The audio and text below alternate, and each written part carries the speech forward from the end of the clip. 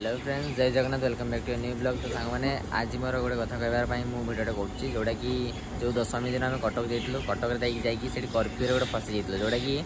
दशमी दिन भसाणी बेले गोटे प्रोब्लेम होता कटक जोटा कि न्यूज देखिथे ना देखिदे जाकि गोटे दंगा टाइप रहा तो सहीटापी कर्फ्यू लगे देते कटक जोटा कि आमर जो आगु कोरोना टाइम जमी लॉकडाउन लोक घर रखी तो सही भाया गोटे लॉकडाउन टाइप रही कर्फ्यू लगी जोटा कि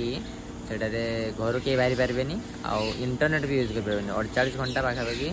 इंटरनेट भी कहीं यूज कर पारे है तो सहीटापी पूरा फसिक रही है तो किसी नहीं। फास्ट दिन पूरा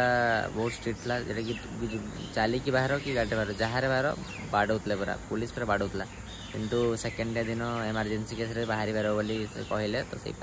बाहरी आम बाहरिकी पूरी जाइलु जगह दर्शन कर आसिलु। तो एमती सब प्रोब्लेम होता कटक केमती किसी होता मुझे वीडियो पकईदेवी देखीदे जो कटक माने केमती दौड़े लोक को पुलिस देखीदे वीडियो रखी पकईदेवी देखीदे बहुत ही डेंजर होता जाओ माने घरे तो रखले इंटरनेटा थी जहाँ गोटे मनीष भलसे पहुँच इंटरनेट थी केमती रही ब्लॉग भी अपलोड कर पार नी बहुत कष्टदायक होता 48 घंटा जहाँ भी कह भयानक पूरा आउ क्लिप भी देवी केमती सब सीन है। ठीक अच्छे बाय बाय, जय जगन्नाथ।